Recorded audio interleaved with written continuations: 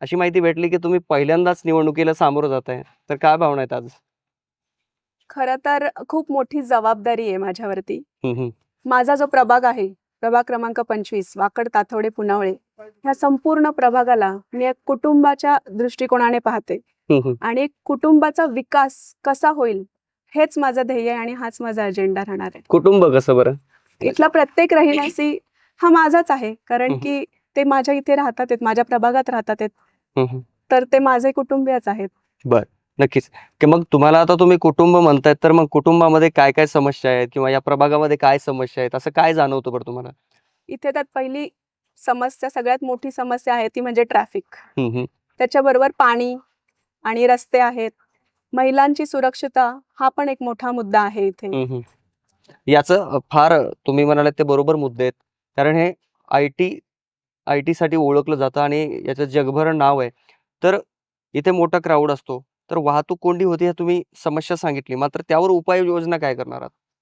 इथे प्रत्येक रस्त्याला, मुख्य रस्त्याला एक उपरस्ता हवा आहे, एलिव्हेटेड रोड हवेत. आणि या संदर्भात माझे पती आदरणीय श्री राम वाकडकर यांनी केंद्रीय मंत्री श्री नितीनजी गडकरी साहेबांना लिखित दिलं होतं आणि हं. ते त्याच्यावरती ॲक्शन पण ते घेणार आहेत लवकरात लवकर. आणि भविष्यात मी निवडून आल्यावरती त्या गोष्टीचा पाठपुरावा नक्कीच घेणार आहे.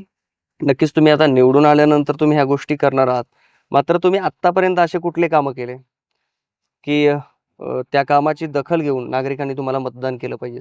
माझ्या प्रभागाचा संपूर्ण विकास होणं फार गरजेचं आहे आणि त्या दृष्टिकोनाने आम्ही सांस्कृतिक, आध्यात्मिक, कला, क्रीडा ह्यासारखे उपक्रम राबवलेले आहेत. बरं, कुठले? सध्याच आम्ही वाकडमध्ये वाकड ऑलिम्पिक सारखे हां, हां. खेळ आम्ही खेळाचं आयोजन केलं, ऑलिम्पिकचं आयोजन केलं. मग त्याच्या मागचा हेतू एवढाच होता की वाकडमध्ये जर एखादं मूल यशस्वी झालं तर तेच पुढे आपल्या इंडियाला, आपल्या भारताला रिप्रेझेंट करू शकतं ऑलिम्पिक्समध्ये.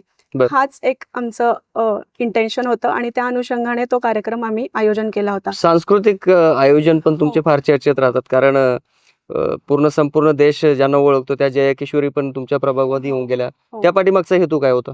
मी मगाशी बोलले तसंच प्रभागाचा सर्वांगीण विकास, आध्यात्मिक, सांस्कृतिक, कला, क्रीडा, शैक्षणिक सगळाच विकास झाला पाहिजे. त्या अनुषंगाने हा आध्यात्मिक कार्यक्रम आयोजन केला होता, जेणेकरून आपलं जे भविष्य आहे, आपली जी पुढची पिढी आहे, त्यांच्यावर एक संस्काराचं जतन व्हावं हं, हं. आणि आपल्या संस्कृतीशी जुडलेलं राहावं, यासाठी या कार्यक्रमाचं आयोजन करण्यात आलेलं होतं.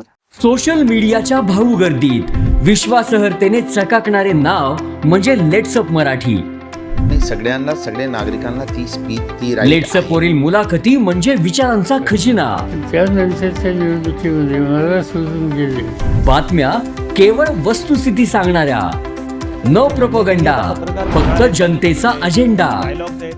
क्योंकि आने वाला कल जाने वाला है, जाने वाला कल आने वाला है. राजकारण, मनोरंजन असो की क्रीडा क्षेत्र, महाराष्ट्राची स्पंदने संवेदनशीलतेने टिपणारे माध्यम म्हणजे लेट्सअप मराठी.